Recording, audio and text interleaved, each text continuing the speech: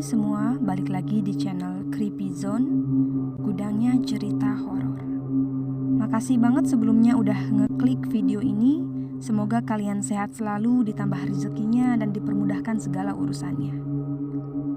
Kali ini gue mau bawain naskah horor. Judulnya itu Teror Pasukan Pocong.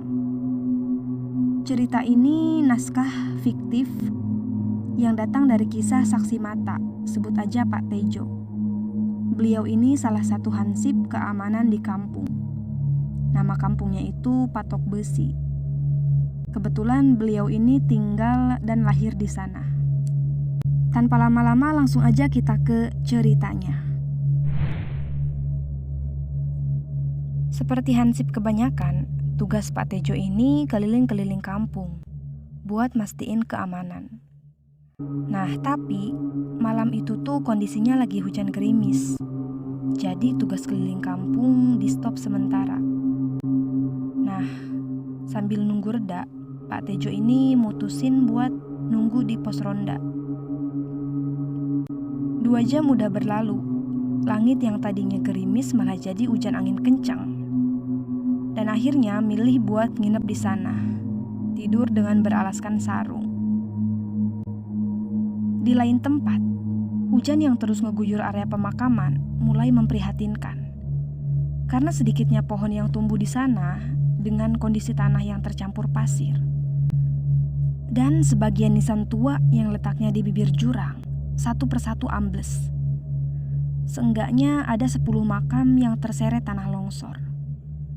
Tulang belulang mayat yang tadinya di dalam tanah nampak berserakan, bercampur tanah pasir, terpisah dengan kafan mereka. Makam ini memang sudah sangat tua dan jarang ada orang yang berziarah di sana. Karena menurut cerita yang beredar, dulunya makam ini adalah makam darurat. Orang-orang yang dikubur di sana kebanyakan orang-orang yang mati akibat bunuh diri ataupun tumbal santet. Orang-orang sana menyebutnya makam Kulo. 7 hari berlalu dan gak ada satu orang pun yang tahu kondisi makam Kulo sejak hujan malam itu.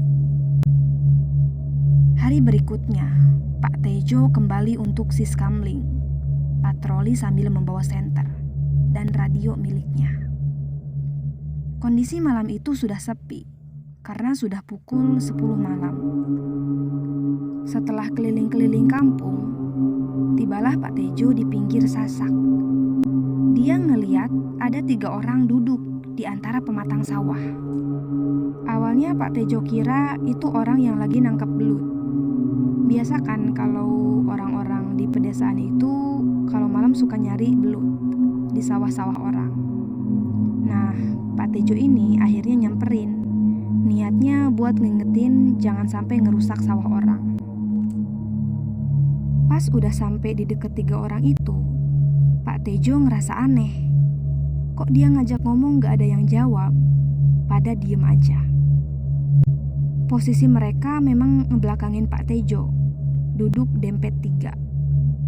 Karena gak digubris, Pak Tejo ini mutusin buat keliling-keliling lagi.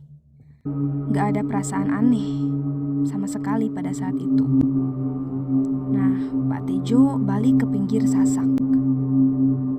Buat mastiin yang 3 orang ini masih di sana atau enggak, disorotlah 3 orang tadi pakai senter. Dan ternyata posisinya yang 2 udah berdiri. Pas senter diarahin ke seberang, Pak Tejo ngelihat sosok yang sama, tapi jumlahnya ada 4 orang. Dan terakhir 3 orang lagi berdiri di saung yang ada di tengah sawah. Karena ngerasa aneh, Pak Tejo langsung istighfar dan mastiin ternyata itu bukan manusia. Itu pocong. Yang dikira tadi Pak Tejo orang pakai baju kotor, ternyata itu pocong yang kain kafannya compang-camping, kecampur sama warna tanah. Seakan gak percaya apa yang dia lihat tadi.